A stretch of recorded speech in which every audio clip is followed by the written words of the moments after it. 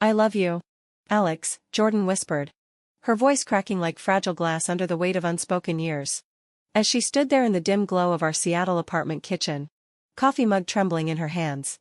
The words hit me like a rogue wave on Puget Sound, pulling me under before I could brace myself. I froze. The spoon clattering against my cereal bowl. Milk splashing onto the counter. The morning light streamed through the blinds, casting striped shadows across her face. Jordan. My best friend of 8 years. The one who'd seen me through breakups, job losses, and that rainy night I showed up at her door with nothing but a soaked backpack and shattered dreams. She was 28. A high school English teacher with that effortless warmth that made her students adore her. Her blonde hair tied back in a messy ponytail. Eyes wide and pleading like a storm about to break. My heart thudded erratically, a drumbeat echoing in my chest. But my mouth stayed sealed. I wasn't ready. Hell, I didn't even know if I was gay, or bi, or whatever label fit this sudden chaos.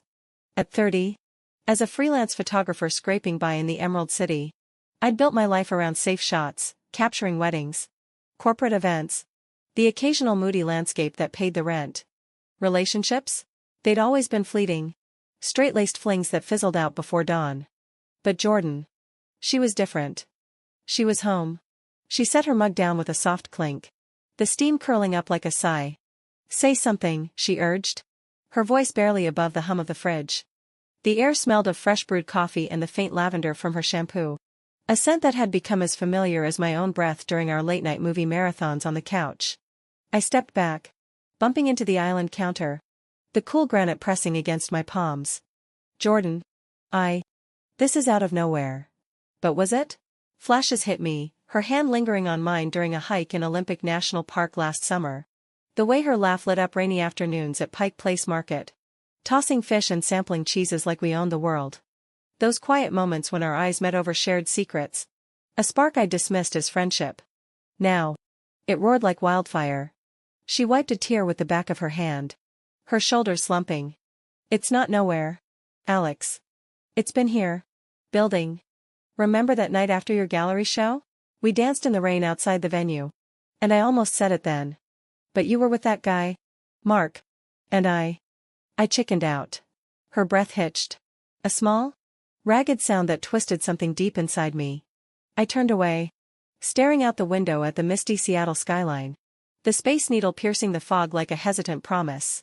The city buzzed faintly, car horns, distant ferry whistles, but in here, it was just us. The tension thick as northwest drizzle. My mind raced. What if this ruined everything? We damet in collège. 2 transplants from small-town Midwest America, bonding over homesickness and bad cafeteria food. She'd become my anchor in this rainy metropolis, helping me navigate the freelance grind while I cheered her through parent-teacher conferences and grading marathons. But lately, things had shifted.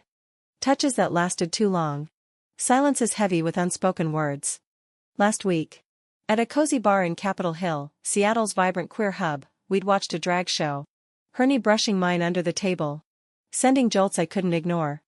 I'd laughed it off with a beer. But inside, my heart had whispered back. I need time, I muttered, my voice low, throat tight. She nodded, but the hurt in her eyes was a punch to the gut. She grabbed her coat from the hook, the fabric rustling softly. I'm going for a walk. Clear my head. The door clicked shut behind her, leaving me alone with the echo of her confession. Hours blurred into a haze. I paced the apartment, the wooden floors creaking under my feet, flipping through old photos on my laptop, us at Mount Rainier. Snow-dusted and grinning, her reading poetry aloud in a sunlit cafe. Voice like velvet. Each image stirred a warmth I hadn't named, love. Not just platonic, but something deeper, fiercer.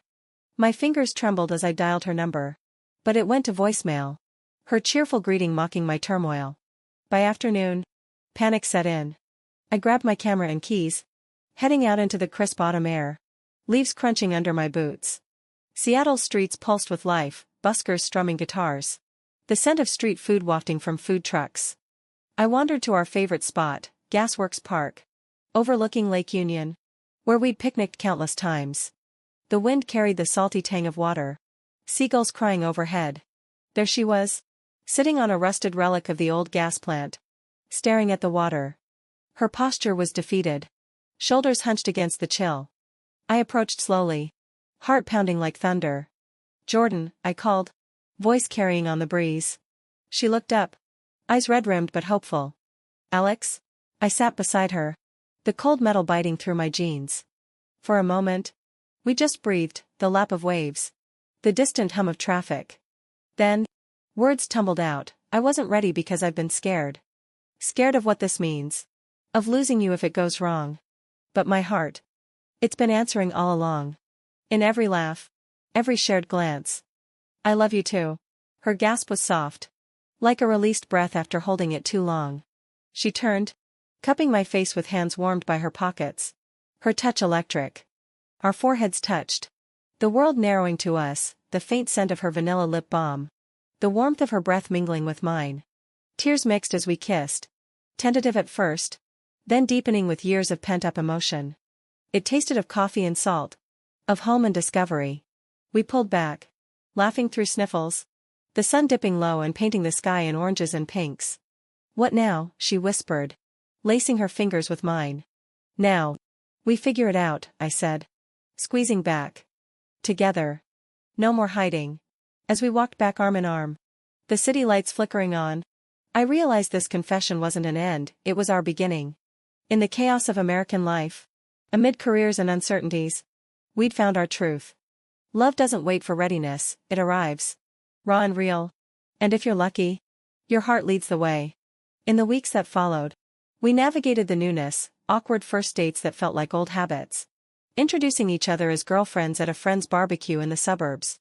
The thrill of waking up tangled in sheets that smelled of us. Challenges came, family reactions. My lingering doubts, but we faced them head-on. Therapy sessions in cozy offices. Hikes where we talked until the stars emerged. One evening, as rain pattered against our window, a classic Seattle symphony, we sat on the couch. Her head on my shoulder. "I'm glad I said it," she murmured. "Me too," I replied. Heart full. In that quiet moment, I knew, sometimes, the deepest confessions rewrite your story. Turning fear into forever. And ours? It was just getting started.